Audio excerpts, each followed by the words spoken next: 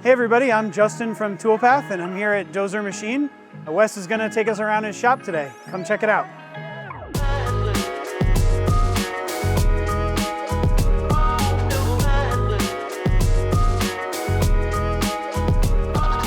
You had some eye candy out right away. Tell me about this piece. So that's an over-the-road fuel filter housing for a Cat C15 engine. Goes to a much bigger filter to allow longer service life, higher flow. We opened all the fittings up so that it can flow more fuel in attempt to keep everything a little bit cooler. It's a fuel filter, not an oil filter? Yep, fuel filter. Oh, okay. It holds, I want to say about a gallon and a half of fuel. That's a big filter for fuel. I feel like I'm missing some scale of the engine itself there. This is your setup sheet? Yep. Okay. So that gets made on the DVF? Yes. Op 1's on the DNM, and then it comes over to the 5-axis for Op 2. Okay, all right.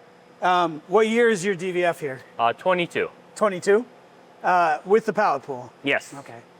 I think you want to get rid of the pallet pool, right? Yeah, we're trying to sell it. Okay. Talk to me a little bit about the struggles of using a pallet pool with this machine. We do a lot of prototype in small volume, and we just don't utilize the pallet pool the way it was designed. We basically just use it for different work holding to change stuff out quickly, but we could get the same thing out of just a lang plate. Well, why not, like, you got to make a bunch of these oil filters. Why not put 5 up in the pallet pool? Yeah, we can. It's, It's hard? Yeah, they're not a giant repeat product, so making a bunch of fixtures for it just kind of doesn't make sense for the volume. So the challenge is like scaling, like basically you don't want to make 5 fixtures for this. Yeah. So if I gave you a 30 pallet pool, I would just make your problem worse. Basically. So you're thinking of going to like part loading then? Eventually, if the job fits or whatnot, maybe do a little cobot on the side or something. A little cobot for a machine this size. Yeah. Cool.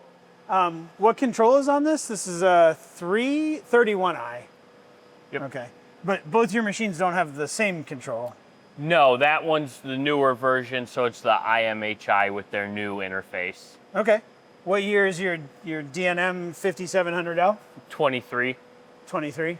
Okay, so this is pretty new. Mm-hmm. Only a year newer than that, I Correct, guess. yep. Okay, but it's still got a different control. And you've got a jib crane set up. Do you use this to load into both machines? Yep. Yeah? Not in the 5-axis too often. Sometimes for like a vise or whatnot, just because I don't want to reach way out there and tweak my back. Yeah. I'm a little jealous of that. I like the 3D printed cover on your 4th axis there. Yeah, try to protect it from chips and whatnot. Does the 4th axis ever come off the table? Yeah. Oh, yeah? Yeah, if we got a part big enough. Use the jib crane for that too. Yep. One of the bigger parts we typically do is some porting on a C15 head, and it just fits in there with the 4th on. Okay. Have you ever thought about putting the 4th on a 0 point? No, not really. No, it's not hard to reset it up. No. You're better at it than I am. I don't want to have to reset it up. Probing definitely helps a lot for that. Oh, you don't have to like tram it in, you just probe it? So when I made that riser, it's got keys in the bottom of it. Oh, okay. So that, that straightness repeats very well. Oh, okay. So you're just setting the X. Yeah, right? picking up the center line of it and height. Okay. So you don't have to on mine I have to tap it in. Yeah, I didn't. Yeah, I know. I used to have to do that back in the day. Okay, cool. All right. Both these machines, you say, run mostly aluminum? We run a little bit of everything. Okay. Most common's aluminum. After that's probably steel and then stainless. How many face mills are in the machine right now? 1. Just one? Just one. All right. Tell me about the manual setup over here. Do you use this stuff a lot? Every now and then. The surface grinder hasn't been used in a while, actually since it's been moved over here. But the manual mill gets used, I don't know, maybe once a week or so, just depending on what's going on. Like pop a hole in something? Yeah, or cut down a shim or something. What are these parts on the cart here? These are coolant bypass flanges for a C15 cat to get rid of the factory oil cooler. How big is a C15 cat? Well, come on over here and I'll show you. All right.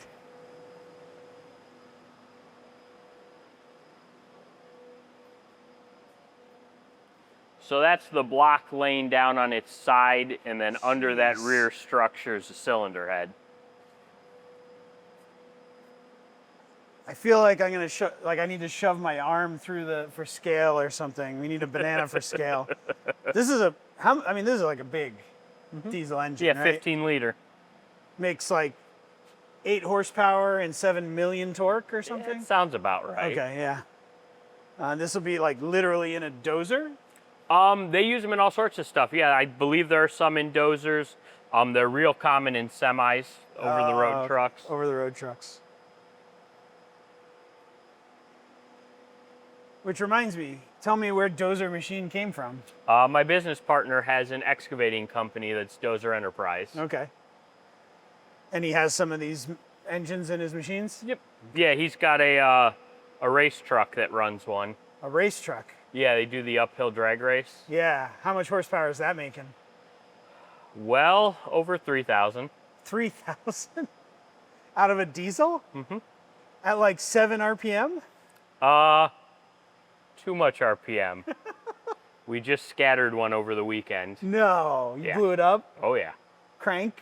Crank's intact. It looks like all but one rods are busted and come through the block. Wow. That's rough. And that's how you find the limits.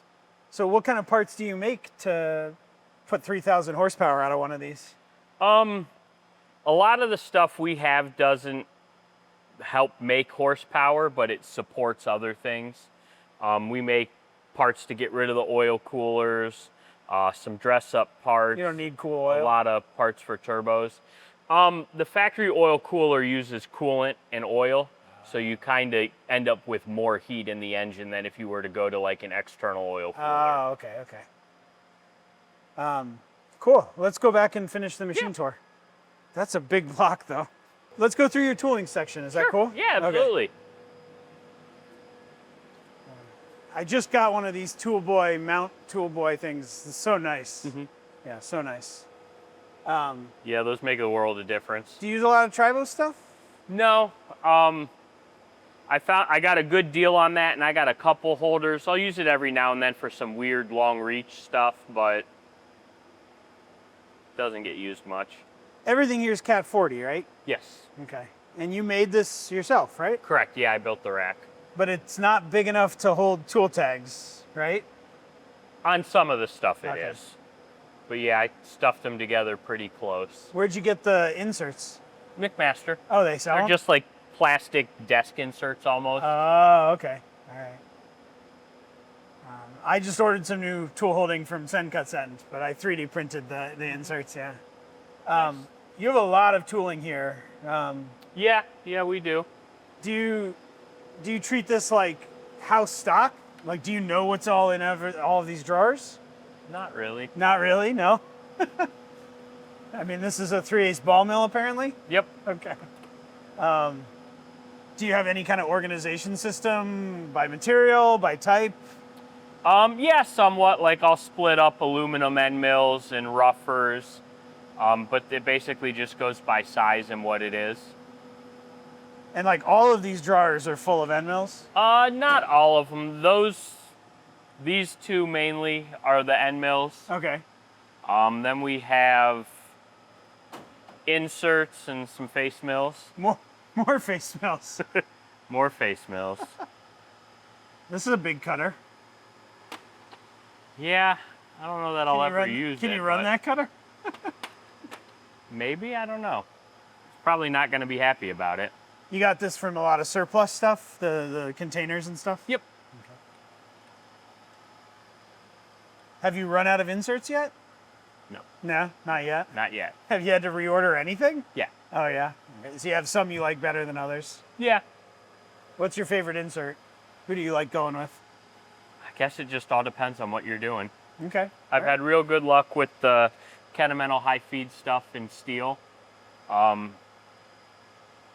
Aluminum stuff, I've had real good luck with, like the Haas face mills. Oh yeah.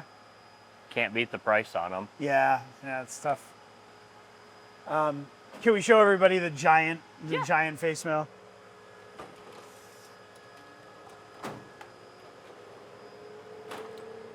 Yeah, let's hold this bad boy up for scale. You've never run this, right? No, I don't think the Cat 40 is gonna like that.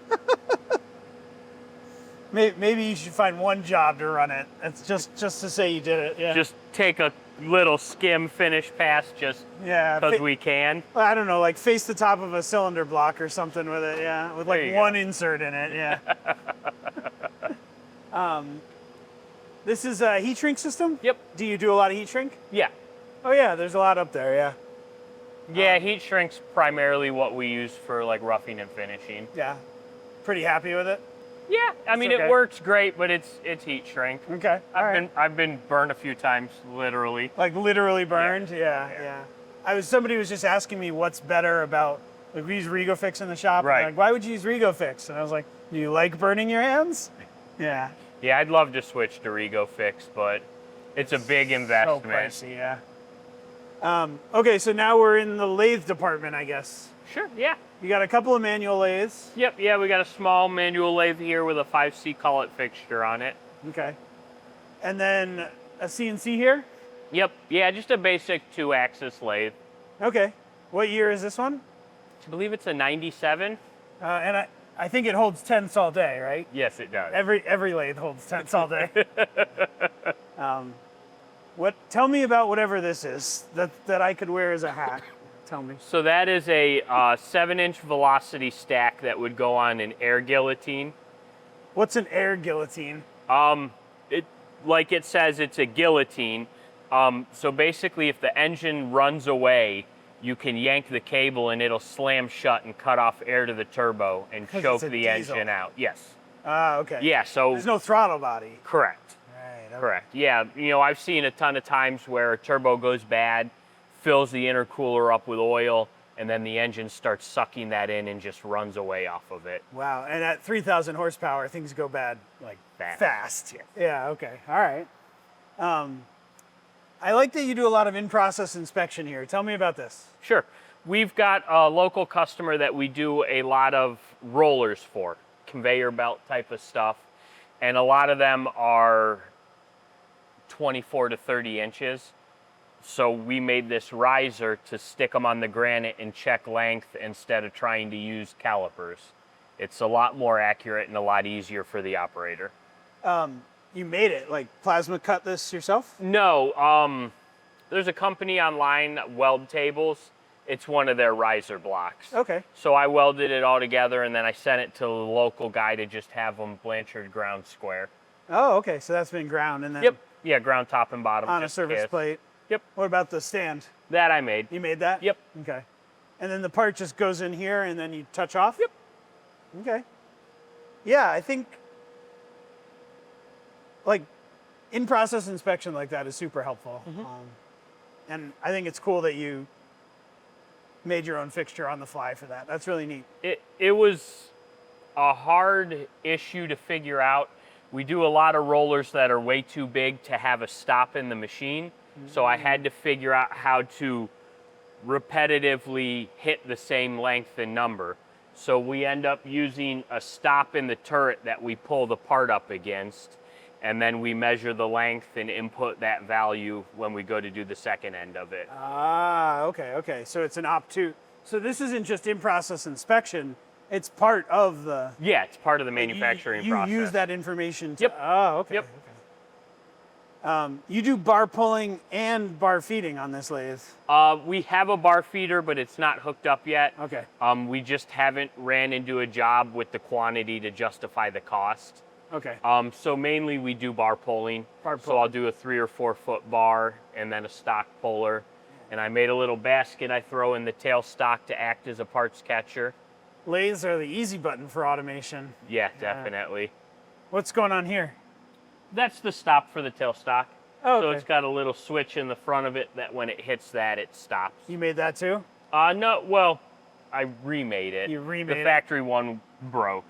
So I welded one up. Broke when you rammed the tailstock into it too hard? Just over time. Okay. They were cast iron, and over time it cracked and broke. You run the same coolant in all your machines? Yep. Okay. And you have coalescers on all of them? Yeah, we have next-gen skimmers on all the machines. Yeah. Okay. Cool. And they do a good job? Yeah, I've been very happy with them. Lathes tend to like put a lot of oil into the coolant, right? Yeah. So that's one thing I kind of didn't like about this machine is it uses hydraulic oil to lube the ways, and then it just dumps it on top of the coolant. That's a lot, yeah. So if you don't have something there, it'll get real nasty fast. Okay, all right. You feel like the mist away helps a lot on this machine? Oh, yeah. Makes a lot of mist? Yeah, so we do some tool holders for a local customer, some Cat 50 stuff. And before we had that from roughing, it would smoke the whole shop out. Wow. Now with this, no smoke comes out of the machine at all. Are you making them from bar? Mm-hmm. Wow, from scratch. Yeah. So the Cat 50s come out of 4-inch 8620. And then do you send them out for grinding? Yep.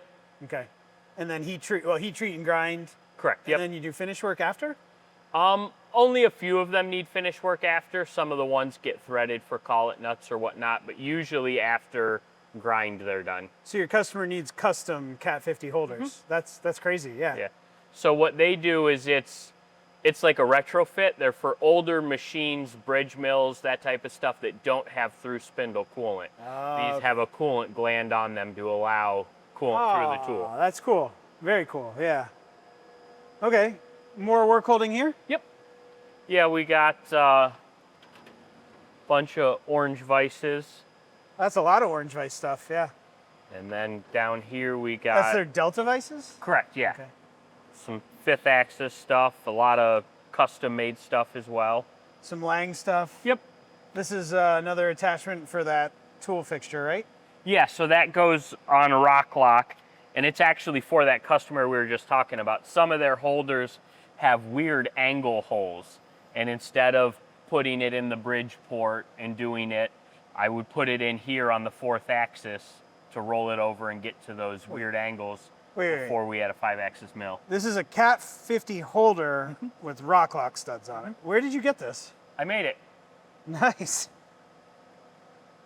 This is the weirdest work holding I've seen in a long time. And then this is for like bolting it down or something? To put the key in different locations depending on how you need to orient the tool holder. But how do you lock the holder in there? 1-inch 8 bolt from the bottom through where the pull stud hole. Okay. Oh, and this is all shadow foamed in here. Yep.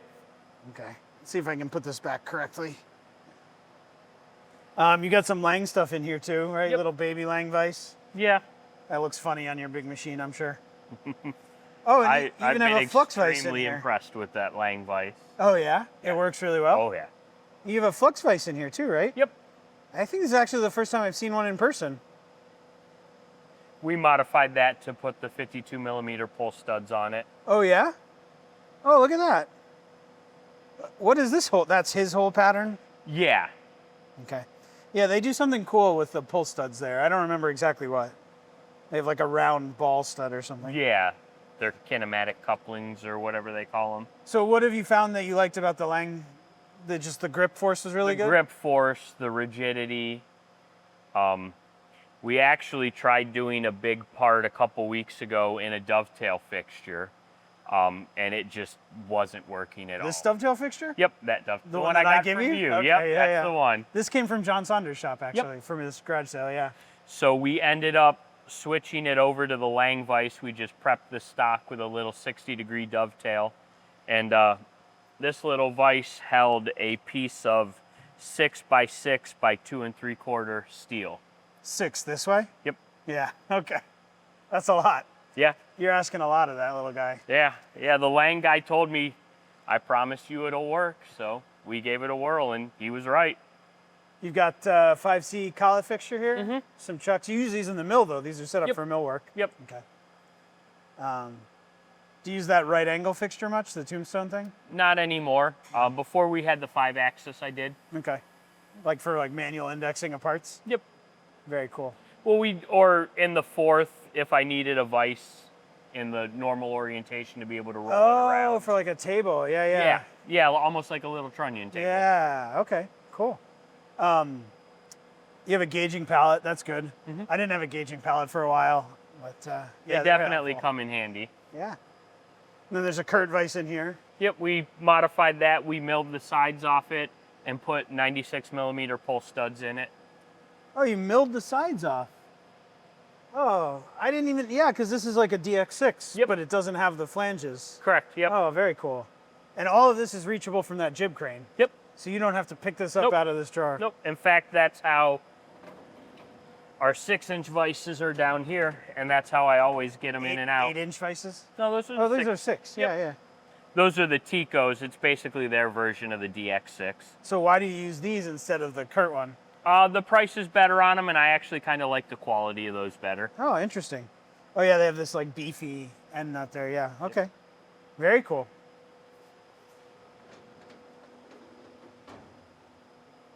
So the bar feeder will get hooked up when the bar feeder needs to be hooked up? Yeah. Okay. Yeah, when we got a job that'll justify it, or if we ever do end up getting a newer lathe, we'll hook it up to that. Okay. So we're in like a welding and fabrication area now. Yep. Tell me about this area. This is where we'll do a lot of welding and fab. Like here right now, we're working on an oil pan to add kickouts for more capacity. This doesn't look like it fits a Cat 15. No, that fits a, that one's a front sump, so it would be a Mark II Toyota Supra or like a Toyota Cressida. There's a mid sump off an 86 to 92 Supra. Do you baffle them when you do that? Yep, yeah, they get trap doors to keep the oil at the pickup in corners. Your welds? I've got a part-time kid that does some welding for me. And what about these headers here? So these are the billet exhaust manifolds that we make. Those are for 6-liter and 6.4 power strokes. So 1, 2, 3, 4, 5, 6, 7 pieces? Per manifold, yeah. Okay, wow. And then they're not like mirrors of each other. They look different. Yeah, so driver and passenger side are different length because of the way the heads are offset. Your ports are closer on one side than the other. Oh, okay. And this is your setup engine? Yep, yeah, it's our mock-up motor that we'll use to build up pipes on or custom turbo kits or whatever. These add more power? Yeah, yeah. So the way they're designed internally, they almost work like a header and they scavenge, and it flow a lot better than any of the other manifolds that are out there for these motors. Cool. So 7 or 8 million horsepower when you add these to a motor? Roughly. Something like that? Yeah, yeah. Okay. We'll go with that. I like those numbers. It looks like you were using the manual recently. What were you doing on it? Modifying a turbo housing. For a bigger compressor? We had to turn down the outside of it for the guillotine to slip over. Oh, Normally they have like a little rib to help retain the rubber boot. We had to get rid of that. cool. It's too much work to chuck it up in the CNC. Because of the outlet of them, they're not flat, so you'd have to set it up on blocks and throw it in there and it takes like 2 minutes and you're done. Okay. Sometimes manual is better. Sometimes. Not many, but some. Chop saw here just for breaking down material. Yeah, that actually come out of Saunders' shop as well. Oh, yeah? Yep. And rear end? Yeah, it's the rear axle out of my pickup I'm working on. And how much horsepower can you put through this? Infinite? I wouldn't say infinite, but I guess it just all depends on how nice you are to it. But probably 2,000 or so. 2,000. Is this the truck you won the diesel power challenge with? Yes. And this axle? Yeah, actually it was. That only had 1,600 horsepower, right? Like 600 according to the magazine. 600? They had an issue with the dyno that day, and it was reading low. The day before it made... 1,000 horsepower low? No, the day before it made 1,000 horsepower in Wyoming. Wow. I can't even imagine having that much horsepower. It's fun and expensive. And expensive, yeah.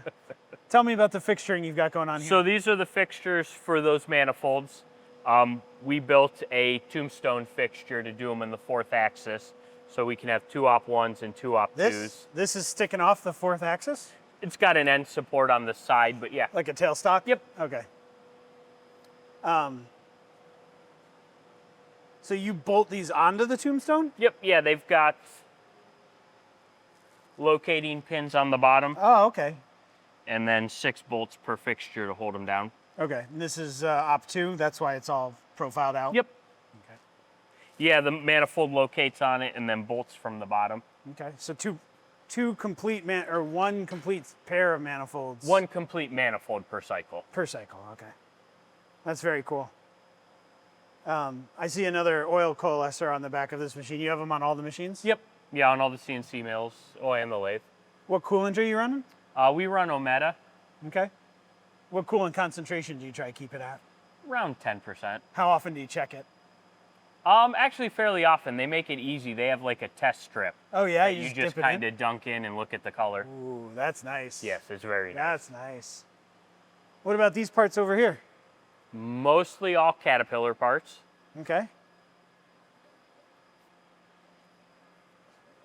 This one's an oil filter housing? Fuel filter housing still, but that's the race fuel filter housing, so it's got big inlet and outlet to run big lines. I didn't realize people raced Caterpillar engines. Oh yeah, oh yeah. These are some of the turbo guillotines. God.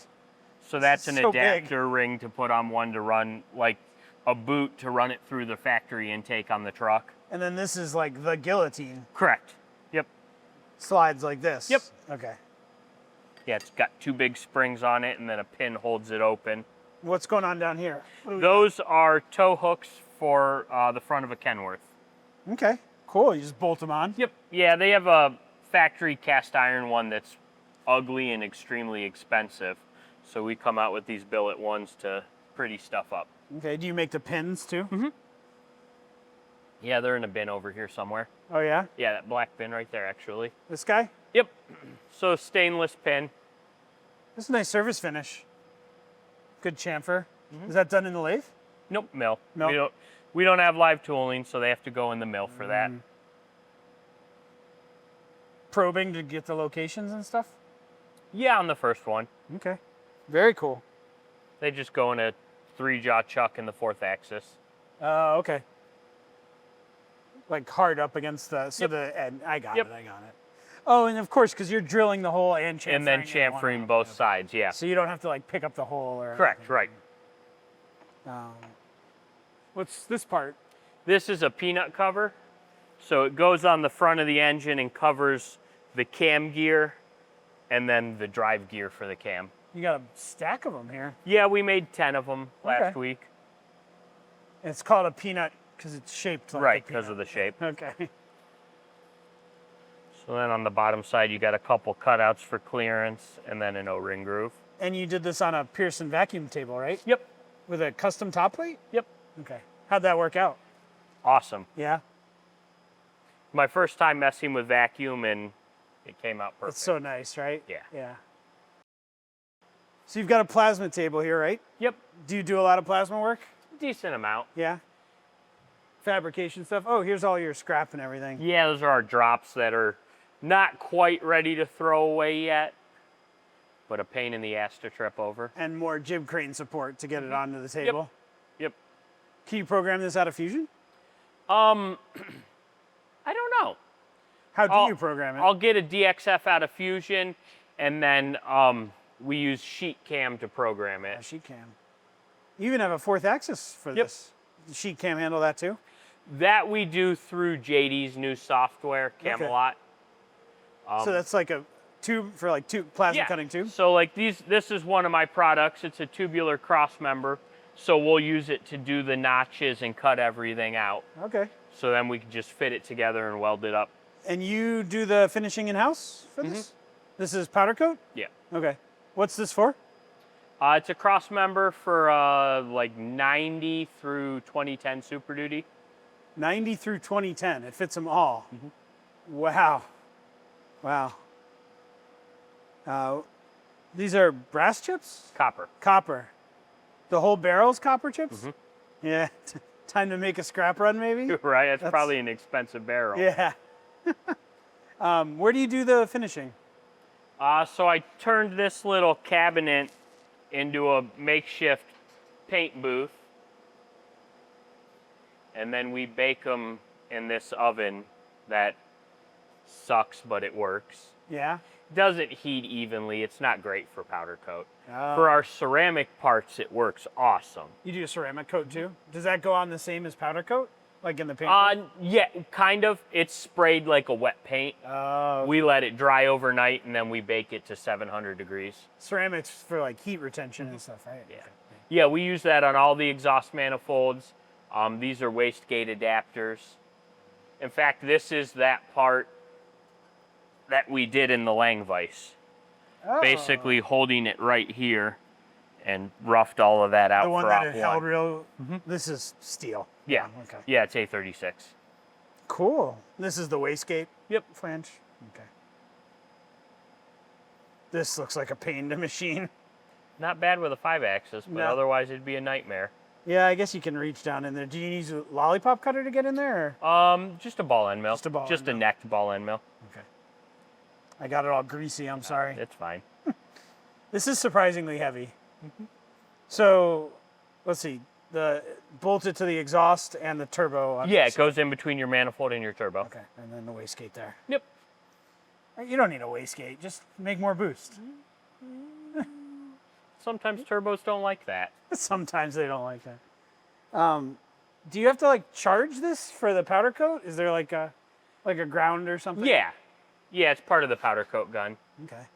I like this repurposing a cabinet. That feels intelligent. It works pretty good. It doesn't take up a whole lot of space. Yeah.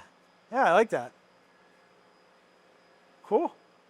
Sandblast, media blast, Yep. and tube bending, or yeah, Yeah, it dies for the tube bender. dies for the tube. Where's the bender?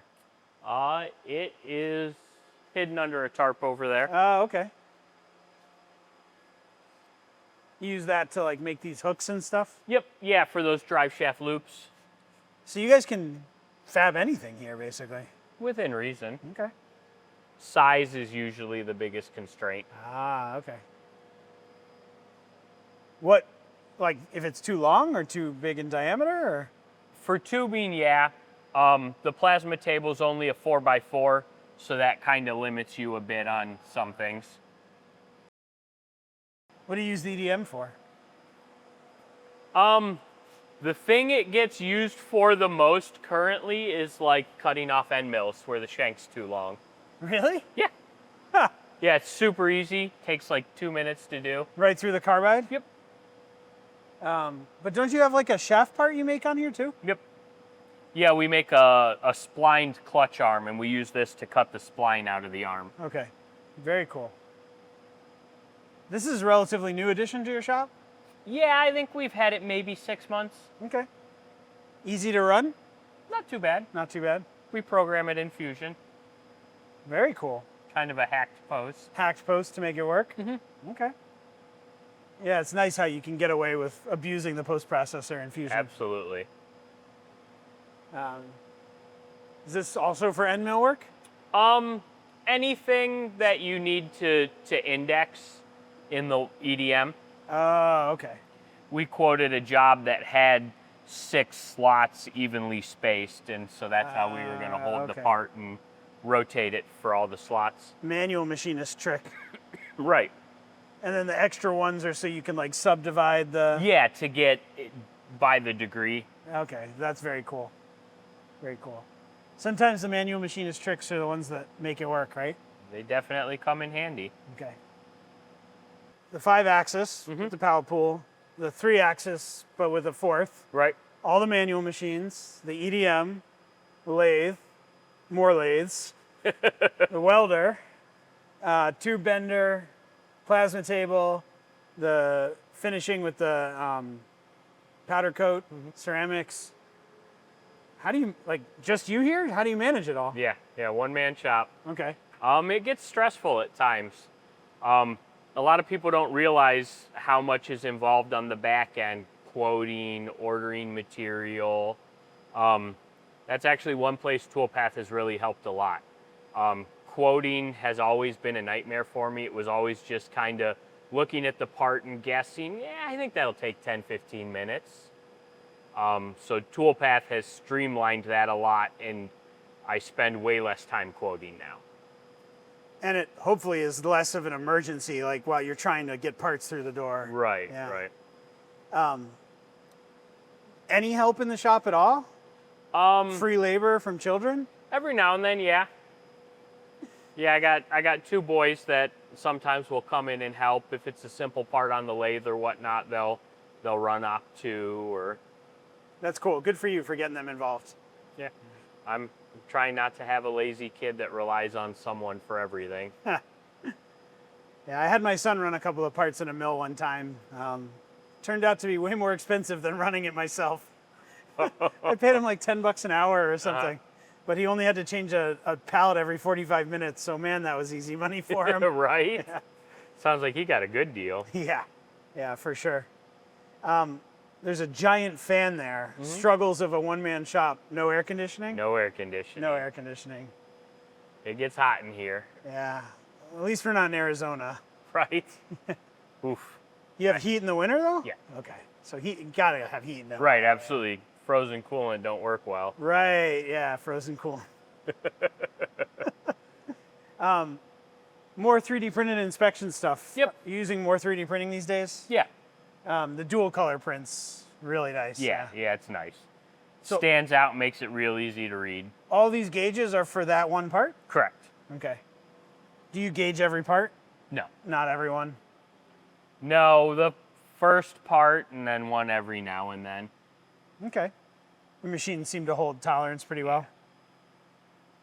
I guess we're not getting like million-degree swings, so. No. And it does have thermal comp, so that helps too. I've been using a lot of these Frasia AXFPSs. Use this one a little too much. Yeah, that one gave up on me last Not night. supposed to be that short. No.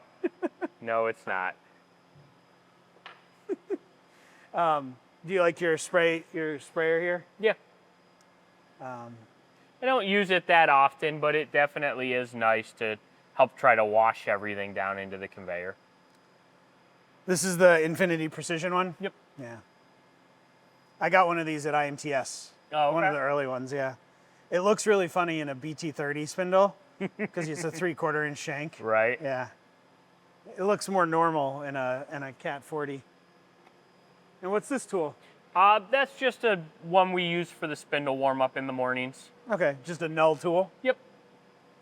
Yeah, I guess you can't spin this at 5K Yeah, or it's whatever. not balanced. It probably wouldn't work out very well. 3D printed tool holder though. Yep. More 3D printing. What's the RPM on this spindle? 18,000. And what about that one? 12,000. 12,000? Okay. So it's not like trivial to move a job between them because of the RPM difference. No. This machine does significantly have more horsepower, though. The DVF does? Okay. So it can take much bigger Yeah. cuts? Yeah, Interesting. I don't think I've ever got above a 90% spindle load. I've had that one at 202. Like nonstop? Or No, just not peak? non-stop. Yeah. Okay. Yeah, peak. Okay. Wow. 200%. I mean, give them credit for being able to do Right. 200%, I guess. Yeah. Didn't slow down at all. Yeah. You run chatter on both machines? Correct. Okay. It works pretty well on the DVF. Yeah, the way Doosan has it set up, a lot of stuff is a message and not an alarm. Right. So some of that doesn't come through. On the DVF even? Yeah. Okay. And I know we're struggling on the DNM because Everything there's comes so through. many messages. Yeah. Yeah. It's really bizarre behavior. We even had the Ellison guys out to like help debug it, right? Yep. So like right now what we found out, and this is like the joys of running a machine shop, Right. is that if the program is a named program If it's over 8 characters. and over 8 characters, so not like an O number, but has to be Right. a named program over 8 characters, then the control emits a message Every time you do anything. basically anytime the active program changes. Anytime it changes a tool, Right. you hit cycle Any start, M99, anything. essentially, Yeah. And so chatter is just sending you like text message. Yeah, okay. Yeah. But if it wasn't doing that, you'd like the text message notifications. I mean, I do like it, just I have to mute those ones. You have to mute those. Okay. Yeah. And so that helps you like come like, oh, I got to change a part. Right. So you're not doing a lot of lights out right now. Not right now, no. Okay, so it's just helping you with shop awareness. Yep. Okay, cool. I'm definitely a little jealous of your auto saw. I like auto saws. Yeah, we had an old one that didn't work right anymore, and you basically had to manually run it. And I was against spending the money on one till I found out all the features and things the new saws have. Like what? So it's an NC saw, so I can give it like 5 different lengths and amounts, and it'll just keep cutting until it runs out of material. Okay, or so it'll it make like completes what I tell it'll it. like cycle through a Yep. bunch of different. Yep. Very Yeah, so I can tell it to cut like 5 parts 2 inches long, 10 parts 5 inches long, and it'll just keep running till it's done or out of material. And you've got another jib crane set up there to load it. Yep. Yeah, it's a nice touch. Yeah, working by yourself, you got to have stuff like that, or you're gonna struggle or hurt yourself. Who makes the saw? Cozen? Cozen. Cuts pretty straight. Yeah. Yeah, very straight. My little bandsaw from HGR does not cut very straight. Cool. We've got a CMM over here. Yep.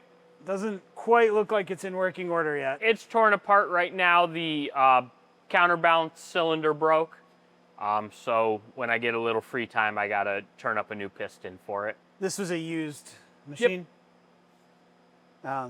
You do a lot of like hunting on Facebook Marketplace and auctions and stuff.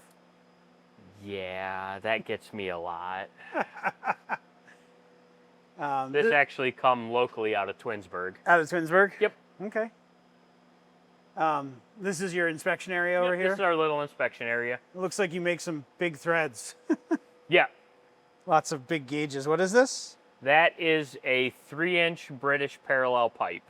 British parallel pipe? Yeah, it's a bastard 55-degree thread. Like, everything's different about You it. get like custom ground inserts for it or something? There's standard inserts that are available, but This those 3 gauges were about $3,000. Just for the gauges? Yep. When you quote a job like that, how do you handle pricing out the inspection equipment? It all depends on what the job is, and if it's something that'll get used regularly. That's only ever been used for that customer, so it got built into the price of that part. But that was a fairly big run of like 20 of each part. Okay, so you just amortized it over the Yeah. part for them. Yeah. You didn't charge them an NRE. No. Okay, cool. No, we've actually never used an NRE. No? Mm-mm. I know some folks have a lot of success with it. I've never tried, in all honesty. Yeah. I think it depends a little bit on the customer, but Yeah, those were for an aerospace customer, so. somebody, I think it was Pete, mentioned, he was like, well, my customers really love the NRE because it doesn't go into their bill of material costs. So if they're like building up a manufacturing cost for a part, you can charge them the NRE and they'll pay it, but it doesn't flow into their overall like cost of how it, and so Okay, I never they thought like about it that way. they like it that way because when you have a big organization, there's like one guy looking at the BOM and another buyer who's like, I just need to get these parts, and you give them a way to reconcile the cost a little bit Okay. better. Yeah. More Cat 15 parts here. Yep, yeah, it's a cylinder head that we got to port next week. And what are you going to do the porting on? The D&M. The D&M? Yep, That's why you need the jib crane. yep, absolutely. Yeah, I think that head weighs 350, 400 pounds back. Yeah, I can just pick it up, right? You can try. So you'll forklift it over to the crane and then crane it into the machine? Yep. And the porting is like 3-axis machining, like Yep. surfacing, or? Yeah, so we'll go in the exhaust ports and open them up a little bit and taper them down nice. And then we go in through the bottom side in the bowls, and there's a lot of material there. So we basically do the same thing. We open it up to the inside of the valve guide and then taper everything down. So aren't you like increasing the combustion chamber size when you do that? No, that's on the bottom side of the valve, so it's pre-chamber. Okay, so you're just getting better flow. Yep. And Yeah, taking out material and making it flow nicer. that's for the people who race these things? Yeah, racers or sled pullers. Sled pull, that's like a tractor pull? Yep. I seen one of those once. It's wild. Yes. Yeah. Yeah. Yeah. Cool. More coolant coalescers there. Yeah, those are, I used to have like 5 mils, so I have 2 that are left over. So it actually kind of works out nice. When one's dirty or nasty, I can just swap it out for a unit and then clean it when I have time. So they require maintenance. Yeah, Okay. all depending on how nasty the machine is. I guess in what you're cutting. Yep. Yeah, aluminum fines for sure will make their way into them and plug them up. Oh, okay. All right. You have a laser here? Yep, yeah, CO2 laser. We use it a lot for packaging. Oh, interesting. I do a lot of like 1-inch styrofoam. Like custom cut packaging here? Yeah. Oh, very nice. Make sure your parts show up nicely done. Yep. Oh, and I hadn't seen the marking on the part yet. Yep. Yeah, we have a fiber laser that we use to engrave. We try to put our name on everything that goes out the door that is ours. Very cool. That's really nice. There's just RC cars littered everywhere in the shop. Yeah, between me and the boys, we have quite a few of them. Huh. I feel like you need to rig up an RC car part delivery system around the shop. There you go. That's not a bad idea. Tell me some about this truck over here. So that's the truck that I won Diesel Power Challenge in 2013 with. 2013? Yep, 6.4 Power Stroke. It's been sitting without an engine for probably 8 or 9 years. Finally working on getting it back together. What happened to the engine? Blew up? No, I sold the turbo kit off the truck because I was bored with it. Wanted to remake it. And then I blew up the motor in the race truck. So I yanked the engine out of this to put in that so that I at least had one running truck. There's a lot of suspension modifications here. There's almost nothing that isn't modified on this truck. I guess you need it to handle 1,000 horsepower. Yep. It's easy to have 1,000 horsepower when all you do is go straight, though. It does more than go straight. It goes and gets the groceries and the ice cream. What was your quarter mile time on this? It was never great. I don't remember. Low 11. Nothing to brag about. Fast enough to win, though. Yeah. Fast enough to win. Wow. You did all the fabrication yourself for this? I had a buddy of mine do it because I'm not good at out-of-position welding, and I just didn't have the time. But you made the plates? Yep, it uses all of my components and kits, but I'm not good at any welding, but out-of-position welding is definitely not my forte. it's an art all of its own. Yeah. Yeah, when you're welding against the gravity and the puddles like Or falling down. upside down, or all twisted up like a pretzel. Yeah, no, I can't do it. It's a good amount of chips here. Yep. But what are the pipes and the drums for? So we've had a lot of issues with coolant carryout. Okay. So we hook the Freddy up to that, and we'll suck all the coolant out before we dump the chips. Out the bottom of the drum? Mm-hmm. Oh, that's so smart. Yeah, we'll get about 3 or 4 inches of coolant in the bottom of the drums by the time they're full of chips. Oh man, I never thought about using a Freddy that way. Man, there's so many. You have a Freddy. Yep. Yeah, we have what is that? The micro? Micro, yeah. I don't know how I survived before I had one. It's weird how like just everything is like, oh, I'll just use the Freddy for that now. Like we have an issue on the DVF, the way the door's set up, the track gets full of chips. Right. And it's a nightmare to clean out. But with the Freddy and the little crevice tool, it takes like 30 seconds and you're done. Yeah, it's like such a huge time saver. Absolutely, absolutely.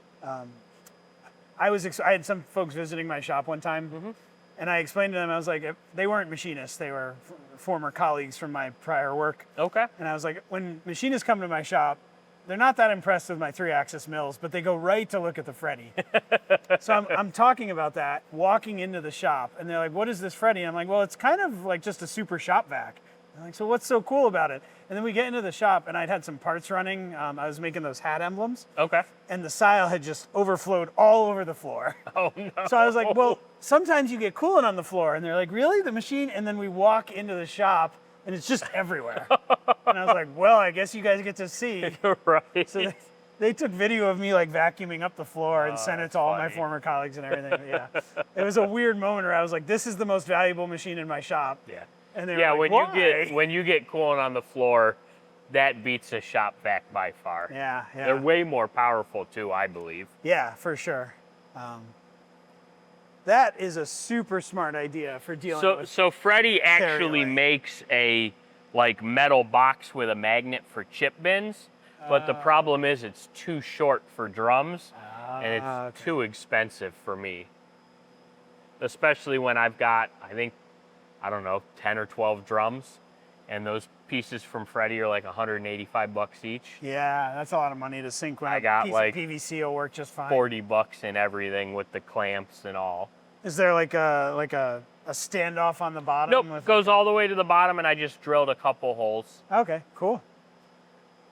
So far, it works good. Yeah, I might have to steal that idea. It works nice. Yeah, I really like that. Because That is a big shop innovation right there. we would always have an issue. The chip bins are supposed to be sealed, but they're not. Right. So then we'd have coolant running down across the parking lot, and nobody wants to deal with that. Right. Wes, thanks for having us in your shop, man. It's Yeah. always a pleasure hanging out with you here. Absolutely. I appreciate you guys coming out. Well, thanks, man. Awesome. Thank you. Yeah.